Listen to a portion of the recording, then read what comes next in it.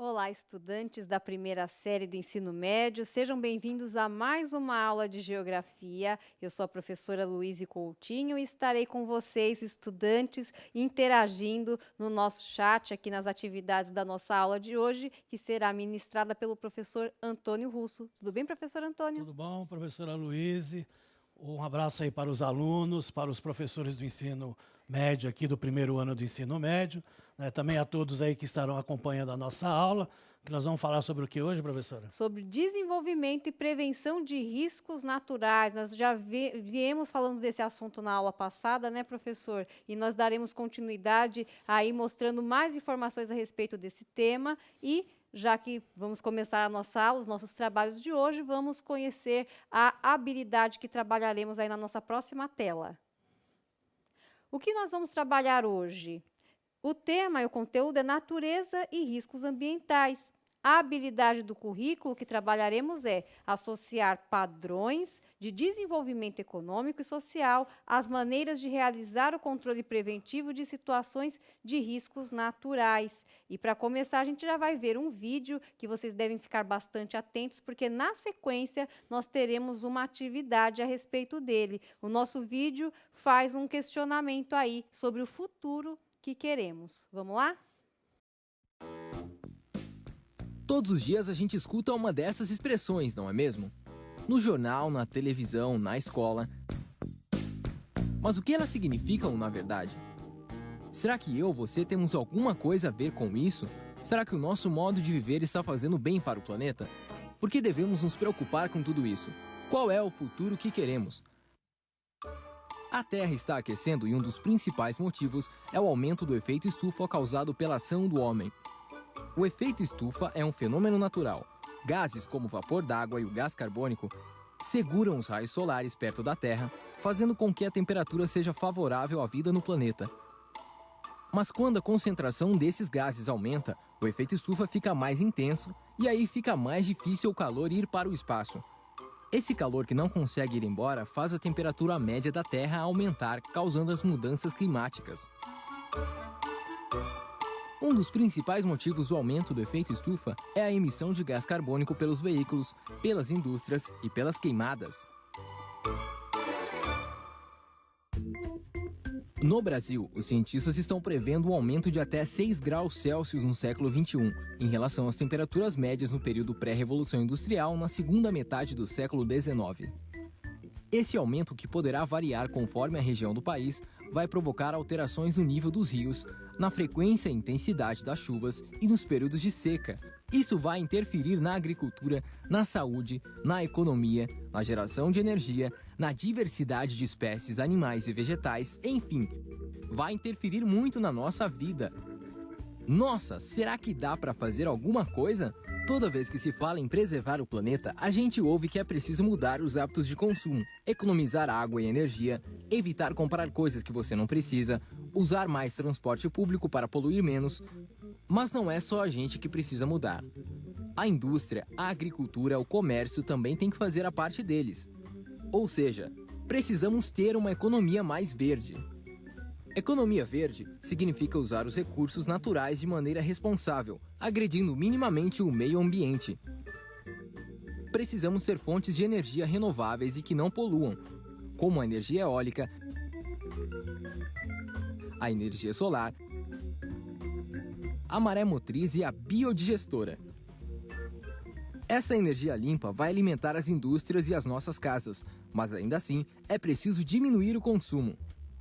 Tanto as máquinas das indústrias quanto os nossos eletrodomésticos precisam ser fabricados com novas tecnologias que permitam um baixo consumo de energia e menor emissão possível de gases de efeito estufa. O uso da água também deve ser responsável. Você sabia que só 0,3% de toda a água do planeta está disponível para o nosso consumo nos rios e lagos? Essa água tem que abastecer os 7 bilhões de habitantes da Terra, e por isso é preciso economizar. O modo como vivemos hoje tem contribuído bastante para o aquecimento global e os efeitos já são visíveis. As temperaturas médias anuais estão em constante elevação e a frequência e intensidade de fenômenos como chuvas e secas têm aumentado, provocando desastres naturais. Os países mais pobres são aqueles que mais sofrerão com as mudanças climáticas, pois têm menos qualidade de vida e menos recursos para se adaptar e diminuir os impactos dessas mudanças. Por isso, é fundamental reduzir a pobreza. Em 2000, a ONU estabeleceu as 8 maneiras de mudar o mundo que deveriam ser atingidas até 2015. Veja quais são: acabar com a fome e a miséria, educação básica de qualidade para todos, igualdade entre sexos e valorização da mulher, redução da mortalidade infantil, melhorar a saúde das gestantes, combater a AIDS, a malária e outras doenças, qualidade de vida e respeito ao meio ambiente. Todo mundo trabalhando pelo desenvolvimento. Como faço para saber se meus hábitos de consumo estão prejudicando o planeta? Você pode calcular a sua pegada ecológica. A pegada ecológica de um país, de uma cidade ou de uma pessoa corresponde às áreas de terra e de mar necessárias para sustentar determinados estilos de vida. Ou seja, é uma forma de medir a extensão de território que uma pessoa ou toda uma sociedade utiliza, em média, para se sustentar. Para calcular a pegada ecológica, foram estudados os vários tipos de territórios produtivos e as diversas formas de consumo, as tecnologias usadas, os tamanhos das populações e outros dados também entraram na conta. Dados recentes mostram que estamos utilizando cerca de 50% a mais do que temos disponível em recursos naturais. Ou seja, precisamos de 1,5 planeta para sustentar o nosso estilo de vida atual. É uma forma irracional de exploração da natureza, que extrai os recursos naturais mais rápido do que sua capacidade de renovação. Veja quantos planetas precisaríamos ter para sustentar os hábitos de vida e consumo dos habitantes dos diversos continentes. O futuro que queremos. O que nós, como cidadãos, podemos fazer para contribuir com o uso mais racional dos nossos recursos naturais? Evite substituir desnecessariamente aparelhos que agregam alta tecnologia, como celulares, por exemplo, e reduza o uso de produtos descartáveis. Lâmpadas fluorescentes e de LED são mais econômicas e duram mais tempo do que as lâmpadas convencionais incandescentes. Dê preferência aos eletrodomésticos marcados com a classe A, por serem mais eficientes no consumo de energia. As indústrias de papel e celulose estão entre as campeãs de consumo de água e energia. Economize papel, imprimindo apenas o que for necessário. Cobre da sua prefeitura um sistema de coleta seletiva do lixo e uma usina de reciclagem. Os banhos devem durar 10 minutos no máximo, assim você economiza água e energia. Seja um consumidor responsável. Procure saber se as empresas que produzem os produtos que você usa têm uma atitude responsável em relação ao meio ambiente. Veja se elas reutilizam a água, se investem em inovação tecnológica para reduzir o consumo de energia e em produtos biodegradáveis. Cobre dos políticos e das empresas da sua cidade, do seu estado e do seu país tudo o que for necessário para a conservação da biodiversidade, dos recursos hídricos, dos solos, para que a gente consiga alcançar a grande meta do desenvolvimento sustentável. Utilize transportes públicos ou organize sistemas de carona. Para curtas distâncias, utilize a bicicleta ou vá caminhando. É melhor para a sua saúde e para o meio ambiente. Para saber mais sobre o futuro que queremos, acesse redeclima.ccst.imp.br.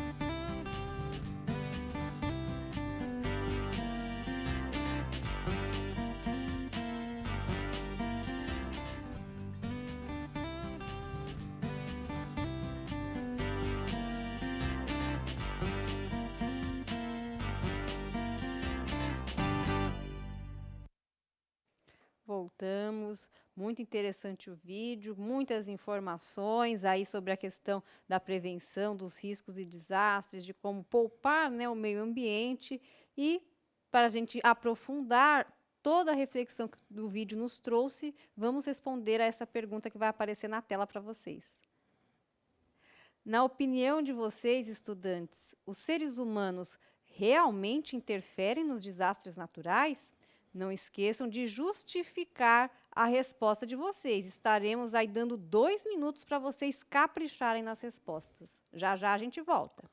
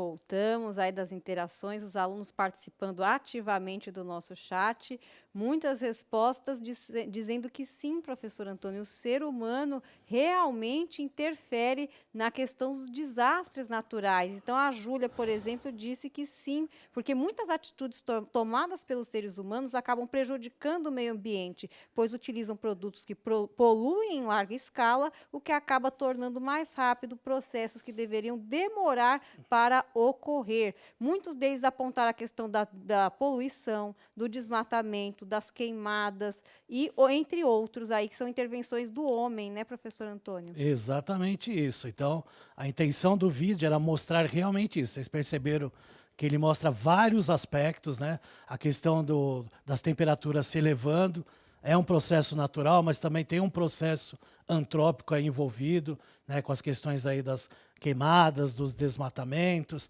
né, você desviar o leito do rio, né, para favorecer a questão da irrigação artificial, sem uma pesquisa, né, sem uma tecnologia por trás, faz com que esse leito seque, forme um processo, né, de erosão. Isso também é um desastre que vai acontecer aí, né, e vai acabar proporcionando, né, um desastre local que depois se transforma num desastre global. Poluição atmosférica, também tudo isso aí, né, o ser humano acaba influenciando e muito, né, e cada vez mais, né, nós estamos tentando aí transformar, né, produtos que eram poluentes em formas, né, sustentáveis aí no nosso planeta, né, professora? Exatamente. Inclusive, a Vitória Rocha, ela aponta a questão do consumo das pessoas, o consumo geral, como um grande acelerador dos desastres, né? Exatamente. A questão do consumo tem que lembrar também da questão da sustentabilidade, né? Tudo que nós utilizamos, a origem aí é da natureza. Então, a utilização da matéria-prima desenfreada, ela acaba proporcionando aí esse consumo desenfreado e podendo faltar matéria-prima e, lógico, o aumento do preço desses produtos, né? Na última aula, nós vimos a defesa civil, principalmente, como, né, um sistema aí de monitoramento e até de prévia em desastres naturais. Eu trouxe um outro, que é do INPE, né, que é o Instituto Nacional de Pesquisas Espaciais, que é o SISMADEM. Então, acompanhe aí na tela. O SISMADEM é um sistema de monitoramento e alerta de desastres naturais, monitora simultaneamente e antecipa o alerta de desastres naturais. O sistema é um software de geoprocessamento, identifica situações de perigo por meio do cruzamento de dados meteorológicos com informações de mapas de risco. Ao prever com antecedência desastres naturais, o SISMADEM permite a redução dos impactos causados por eventos como tufões, enchentes e deslizamentos, secas e as consequentes queimadas, além de estragos e plantações. Então, é um sistema que principalmente engloba a questão climática, né, onde que chove mais, onde chove menos, né, que é a questão aí das precipitações. Tem a questão também dos ciclones, que acontece muito na região sul do Brasil, né? A gente viu aí, meses anteriores, aí, que teve essa questão aí na região sul, principalmente no Rio Grande do Sul, né, e no Paraná. Então, essa situação ela pode se agravar indo para outros estados. Então, esses sistemas, eles tentam, de alguma maneira, prevenir, né, e avisar com uma certa antecedência a população e, obviamente, o governo para tomar, né, para tornar a situação menos agravante, né, como principalmente morte dos seres humanos. Perfeito? Agora, a questão material, né, ela perde, mas recupera. Agora, a questão humana já ela é irrecuperável. Perfeito? Então, vamos ver aí um mapa falando sobre a climatologia aqui no Brasil. Então, nós temos aí um mapa, né, mostrando a média climatológica do Brasil de 1961 a 1990. Então, ele está falando lá, precipitação acumulada mensal e anual em milímetros. Quando fala precipitação, é a quantidade de chuvas, e a gente observa que é do mês de janeiro, né? Então, olhando no gráfico embaixo, a gente observa que quem está em azul e verde teve lá uma quantidade de chuvas até boa, né? E aí, a partir de uma coloração aí, né, marronzinho, violeta e roxo, né, aí teve menos quantidade de chuvas durante o período aí. Então, a gente vai observar que no mês de janeiro, né, em média, entre 1961 a 1990, a região do Nordeste ficou seca, mas nem tanto, né, porque tem épocas que ela fica mais secas. Já o Norte e o Centro-Oeste, né, bem mais chuvoso, né, tanto é que está lá em azul, né, e aí a gente vê em verde, né, uma boa parte da região sul do Sudeste, né, e uma parte do Nordeste, do Norte e do Centro-Oeste. Então, esse tipo de mapa ele vai apresentar o quê? No caso, uma média de chuva que aí pode-se ver diariamente, semanalmente, mensalmente, anualmente e através de décadas, como foi mostrado aqui, esse processo médio. Qual que é a importância?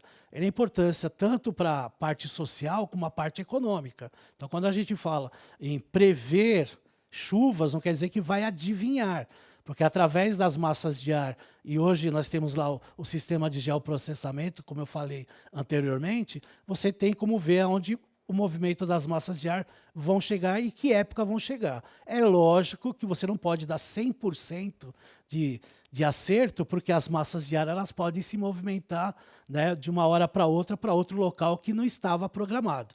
Né? Isso aí acontece muito quando a gente tem lá os furacões, os tornados que acontecem no hemisfério norte, que aí eles preveem que vai passar em algumas regiões e acaba nem passando, porque a massa de ar acabou tendo deslocamento que era imprevisível de acordo com o geoprocessamento utilizado. Perfeito? Agora nós vamos ver um outro mapa mostrando no período de setembro, como as coisas modificam aí, né? Então a gente vê que o Nordeste ele fica mais seco durante esse período, a região Centro-Oeste e a região Sudeste fica menos chuvoso, e a gente vê até na faixa litorânea do Nordeste, né, uma quantidade menos chuvosas, mas não tão seco quanto a região mais do interior aí do Nordeste. Já a região Norte, que costumeiramente chove anualmente, né, tem uma quantidade menor de chuvas, mas continua aí com uma pluviometria bem maior do que a média das outras regiões. E a região Sul também, com uma quantidade razoável de chuvas durante, né, esse mês de setembro aí. E nós passamos o mês de setembro e a gente observou, né, que teve, né, um período aí de seca, né? Teve alguns dias que esfriou, principalmente aqui no final, e esse também, né, nessa mesma semana, esfriou e, de repente, a temperatura aumentou. Né? Então, isso é reflexo, né, do movimento de massas de ar, que algumas vêm do Polo Sul, que são mais frias, né, e são secas, outras que vêm do Oceano Atlântico, que podem ser quentes e são úmidas. Tudo isso aí vai gerando esse processo aí de temperatura para cima e para baixo, né, que também, logicamente, pode ter influências do ser humano aí nessa questão aí, né, de poluição, de aumento de temperatura por causa dessa amplitude térmica, né, professor? Inclusive, eu estava refletindo um pouquinho sobre essa questão da mobilidade das massas de ar. Eu acho que quando acontece aquele fenômeno que falam na televisão, vai chover e não chove, a gente fica bravo, a previsão errou. É porque nem sempre dá para prever o movimento dessas massas, né, professor? Exatamente, porque quando vê a questão do geoprocessamento, ele vê a direção da massa de ar. Então, se a massa de ar estiver muito carregada e choveu na região sul e ela tem a tendência, né, de ir para o sudeste, então a probabilidade de chover. Agora, não se tem certeza. Só que quando a gente vê a previsão meteorológica de 20 anos atrás, ela errava muito mais do que hoje. Então, tecnologia hoje é muito mais moderna. A tendência é essa, é passar o tempo e ter mais, né, projeções. Você pode projetar a previsão meteorológica daqui 100 anos, por exemplo. Só que cada tempo que você aumenta, maior a probabilidade de erro. Maior, né? Probabilidade de erro. Vamos aí fazer uma comparação entre os dois mapas que nós vimos de janeiro e de setembro. Então, a gente está observando bem claramente situações, né, bem diferentes, né, na região aí do Brasil. Tá? Então, como vocês viram aí, né, nas regiões, elas diversificam de acordo, né, com o mês do ano. Então, as estações do ano são as mesmas, não modificam, né, mas a gente vê que, por aspectos também, né, por exemplo, de efeito El Niño, de efeito Laninha, também pode ter alterações num certo período do ano, que pode até decorrer de vários anos aí, principalmente na região Nordeste, né, que sofre muito os efeitos aí do El Niño que acontece no Pacífico. Né? Para quem não sabe, o El Niño é um aquecimento aí das águas do Pacífico, né? Então pode aumentar aí de 5 a 10 graus, dependendo aí do período, e pode durar 6 meses, como pode durar 5 anos, né? Já o Laninha é o efeito contrário, é o esfriamento, né, das águas aí da região do Pacífico, principalmente na região do hemisfério sul, perfeito? Vamos ver aí geadas, né? Vamos ver aí um mapa sobre geadas, né, que é um outro efeito aí da natureza. Quando a gente fala em geadas, né, a gente tem que lembrar que é um depósito de gelo, né, que ele pode ser forte, como está aí em vermelho, ele pode ser moderado, né, que está aí em amarelo, como pode ser fraco, né, em azul até indefinido. Tá? Para ter geada na região, ele tem que ter uma temperatura em torno de 0 graus, né, podendo chegar até 5 graus, dependendo da umidade. Né? Essa umidade aí tem que estar em 100%. E aí vai ter lá, só que as geadas dependem muito do frio. Né? Pode ser, os especialistas, eles dão até denominações, escamas, agulhas, por exemplo, penas ou leques, né? E até a intensidade, né, do gelo, por exemplo. Ele pode ser mais sólido, como pode ser menos sólido, né? Então depende muito. Quando ele é forte, né, ele então tem uma tendência aí até de quedas de neve, como ocorreu em algumas regiões do sul do Brasil. Tá? Mas também pode ocorrer em outras regiões, aí, como por exemplo na região sudeste, como se observa aí no mapa. Então vocês estão observando que é do dia 1º de setembro, e essas ocorrências ocorreram 30 dias, né, em média, antes do dia 1º de setembro. Então, logicamente, quando a gente fala em Brasil e fala de geadas, época de inverno, né, que é esse período aí do meio do ano, então algumas cidades, necessariamente você não vai falar todo o sul, pode sofrer esse processo de geada. Então pode ter cidades que nevam, né, como tem cidades que sofrem aí um frio mais intenso, né, que a água ela acaba assim congelando, mas não chega a ser uma neve. Então depende muito, né, se a temperatura baixa muito e a umidade do ar esteja muito intensa, né, pelo menos mais de 99% da umidade relativa do ar para ter esse processo todo. Tá ok? Agora nós vamos ver um vídeo, né, professora? Vamos ver um vídeo. Eu espero que esse assunto das geadas tenha refrescado o pessoal um pouquinho em casa, que eles estão falando aqui no chat. A aula está boa, mas o calor está demais, como disse a Giovana, e o pessoal torcendo para chover e um ventinho, um fresquinho lá na residência do pessoal que está acompanhando a nossa aula. Vamos assistir um vídeo, então, um vídeo da ONU. A ONU tem um plano sobre os objetivos globais. Vamos dar uma olhadinha no nosso vídeo? Vamos imaginar que você esteja viajando pelo espaço e que agora você esteja olhando para uma vida inteligente. Você tem viajado bastante porque o espaço é bem grande. E agora você vê a Terra, uma pequena ilha no espaço, uma composição de água, pedra e solo, uma camada fina de ar para conseguirmos respirar. Existe mais vidas no espaço? Sim ou não, está em todos os lugares. Se você pensar, nós precisamos basicamente das mesmas coisas: água fresca, ar limpo e comida saudável. A boa notícia é que a Terra tem tudo isso para todos nós. A má notícia é que nós encontramos alguns problemas no caminho. O primeiro é a mudança climática. O jeito que vivemos na Terra hoje está danificando muitas coisas que precisamos para viver. Os combustíveis que nós queimamos estão contaminando a atmosfera. Nós estamos esgotando nossas fontes de água potável. Tudo isso está mudando o clima. O segundo problema é a desigualdade. Algumas pessoas na Terra têm muito mais do que precisam e a maioria não tem o suficiente. Isso causa pobreza e não é justo. Milhões de pessoas não têm acesso aos remédios que poderiam prevenir doenças. Em alguns lugares, as crianças não entendem o motivo de ir à escola. Em outros, milhões de crianças querem ir à escola. Isso é justo? Com sorte, nós temos um plano. As Nações Unidas anunciaram os Objetivos Globais para o Desenvolvimento Sustentável. São 17 objetivos que protegem o planeta contra a mudança climática e tornam o mundo seguro e mais justo para todos. Nós temos que alcançar essas metas até 2030. A melhor coisa de se ter um plano é que nós podemos checar como estamos indo ao longo do caminho, mostrando as partes em que fomos bem e as partes que devemos melhorar. Até 2030 teremos um longo caminho, então nós temos que encorajar uns aos outros todos os dias. Temos 17 objetivos que trabalham juntos, então há diferentes formas de você ajudar. Você se sentiria diferente sendo menina ou menina em relação à segurança que você sente, aos amigos que tem, ou os lugares que você pode ir? E se achássemos uma nova forma de transformar a água em limpa e potável? E se pudéssemos reciclar todo o nosso lixo? O que mais poderíamos mudar? Nós todos vivemos na Terra e nós dependemos da Terra para viver. Nós temos diferentes culturas, nós temos um só planeta e devemos tomar conta disso tudo e uns dos outros e compartilhar o que nós temos de forma igualitária e sustentável. Tudo o que precisamos está bem aqui. Algum dia nós encontraremos vida inteligente em outros planetas. Enquanto isso, vamos ver o quanto de inteligente podemos fazer para todos nós na Terra. Só lembrando.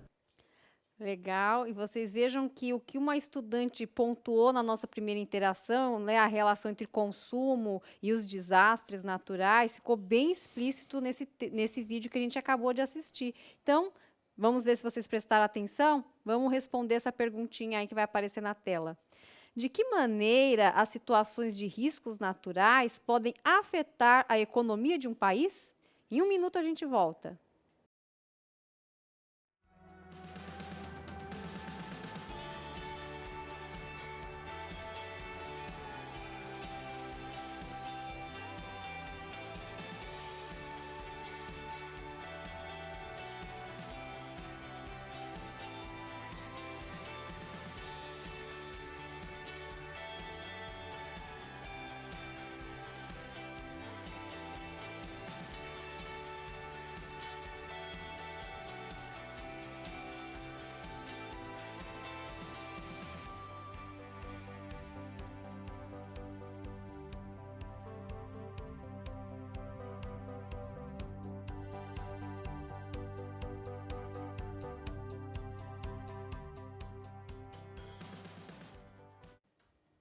Voltamos para a gente passar aqui rapidinho algumas respostas para o professor Antônio. O Micael disse que impacta na questão de gasto de recursos financeiros e também de energia. O Luiz Felipe fala que um tsunami, por exemplo, pode destruir uma cidade, destruir os pontos produtivos de uma cidade e até mesmo de um país. E o Ebert fala que muitos desastres fazem com que pessoas não tenham condições de trabalhar. Perfeito. E para dar uma resposta melhor, nós vamos passar um vídeo. Prestem bastante atenção, que é bem interessante esse vídeo aí. Vamos lá, acompanha aí.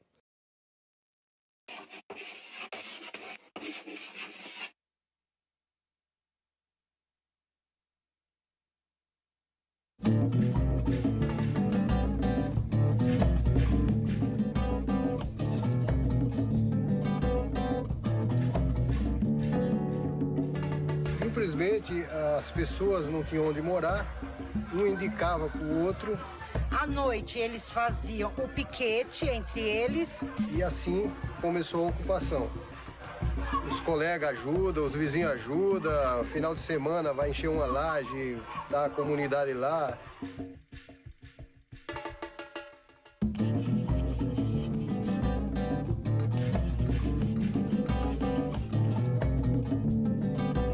A ideia de fazer o vídeo, ela surgiu a partir da necessidade de ter mais um instrumento para a educação, tanto do pessoal de prefeitura como de população, principalmente a população. As áreas de risco, elas se formam porque a população normalmente ela não tem dinheiro, né? Ela não tem condições de habitar em um terreno que seja um terreno bom para a construção, então elas migram para essas áreas que sobram na cidade, né? Que são os terrenos mais baratos. Elas chegam a esse local, uma área de encosta, por exemplo. Os primeiros ocupam a parte de baixo, que é mais fácil de ser ocupada, e os últimos vão ocupar as partes mais inclinadas, as encostas.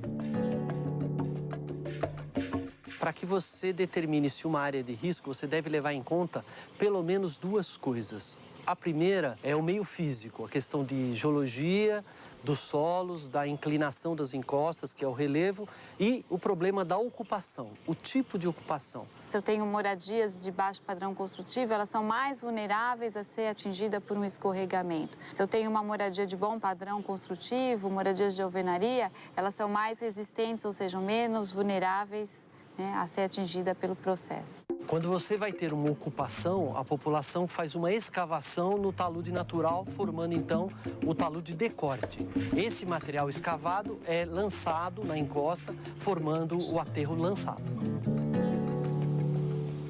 O que a gente observa normalmente nas áreas de risco é a distância que a moradia está com relação à base e ao topo do talude ou da encosta. Quanto mais próximo da base ela estiver, mais fácil de ser atingida por um deslizamento. E quanto mais próximo ela estiver do topo do talude, mais fácil do deslizamento ocorrer e afetar a estrutura da moradia. Vocês veem aqui que nós temos aqui um conjunto de casas que estão bem coladas no barranco. Se a gente tiver um deslizamento aqui, esse deslizamento vai pegar esse fundo dessas casas. A casa deveria estar mais afastada do barranco, não é? O que a gente tem orientado é que a população não façam esses tipos de cortes, né? Evite fazer o lançamento da sua água servida na casa, no quintal do vizinho. Observem alguns sinais de movimentação no seu terreno. A população das áreas de risco, ela também pode exercer o que a gente chama de autoproteção. Ou seja, ela pode observar esses sinais que pode acontecer um deslizamento e tomar a providência de chamar a Defesa Civil e sair da sua casa. Defesa Civil, Cristiano? Sim, é que eu tô com uma rachadura aqui na minha casa. Tá, é muito grande? É, a rachadura tá bem grande, sim. Tá indo de cima, embaixo, até o chão. E a largura dela? Mais ou menos de 2 a 3 dedos. Tem mais gente com a senhora aí? Tá, 2 crianças. Nós estaremos encaminhando para a senhora um pessoal qualificado para fazer a vistoria técnica e o acompanhamento do seu caso. Ah, tá bom, então eu aguardo, tá? Obrigado.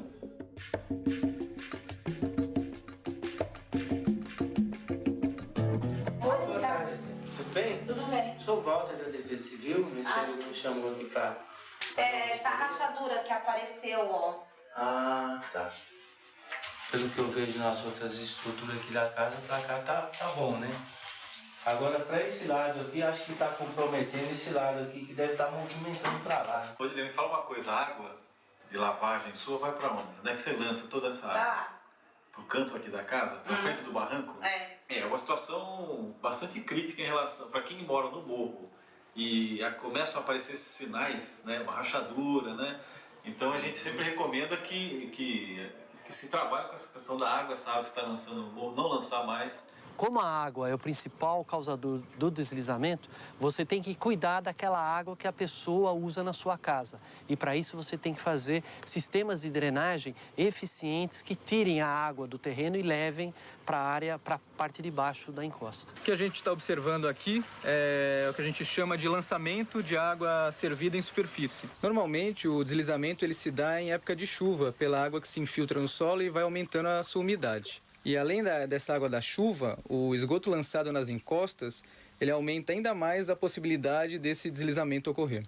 Quando você vai ter um deslizamento, o solo movimenta-se e descola da parte de cima da encosta. E aí você tem a formação do que a gente chama de trinca. Aí você pode ter uma trinca no solo, uma trinca no chão da casa ou uma trinca na parede da casa. Na verdade, a gente está mostrando, né, uma das principais evidências de movimentação de um terreno, né, de um barranco. Essa trinca tem uma espessura bastante razoável, né? Ela indica que toda essa porção do barranco, do talude, está descendo em direção ao rio, na proximidade, no limite com a moradia, né? A moradia está muito próxima à situação e a trinca teve uma evolução naquilo que a gente chama de degrau de abatimento, né? Quer dizer, há um deslocamento do terreno em função ao seu patamar aqui. Essa é a trinca da moradia, também uma das evidências de movimentação para deslizamentos. Então, sempre que a gente observar essas trincas, a gente pode ver até a abertura dela, é uma abertura relativamente grande, que indica que realmente o processo aqui de escorregamento ele está instalado e essa moradia está realmente se movimentando e a tendência é que ela continue descendo e vá desabar. Aqui eu sei que aqui é bem reto. Aqui já tem até aqui o piso tem uma lombadinha. Porque aqui você pegou a terra firme, não é? Agora aqui já foi como até que você puxou do próprio barranco e aterrou e ampliou aqui para frente para acontecer isso aí. Por isso que acontece. Tá. Normalmente a gente usa, quando a gente vai fazer a vistoria no local, a gente pega uma régua e faz um risco de assim, vertical, outro de cá. Aí você mede. Você pode colocar 20 centímetros aqui de um risco no outro. E ali os dias você viu que está dilatando, se já deu 21. ou 20,5 ou 22, você pode saber que ela está indo muito mais. Porque se os risquinhos estão se afastando, quer dizer que a própria rachadura está aumentando. Está aumentando. E aqui atrás, né, teve um deslizamento aí, houve desceu o material junto com a bananeira, né, que estacionou aí. Mas a parede ali tá Não tem problema teve nenhum, problema. certo? Só a bananeira que bateu ali que abriu um buraquinho. Então a gente vai usar aquele buraco até fazer uma janela. Em geral, a vegetação natural, ela ajuda a proteger o solo, assim como as gramíneas.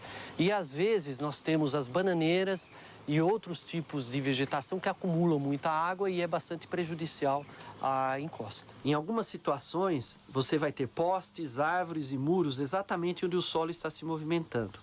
Quando eles inclinam, é uma forte evidência de que o deslizamento vai ocorrer. Você observando isso, tenha certeza que o seu terreno está movimentando e pode ter um deslizamento. Depois que ele ocorre, aquela marca que fica na encosta, onde a terra se desprendeu, é chamada de cicatriz. É muito importante observar se existem cicatrizes próximas da sua moradia. Isso é um forte indicativo de que outros deslizamentos podem ocorrer na sua área. A construção próxima dessas áreas deve ser evitada.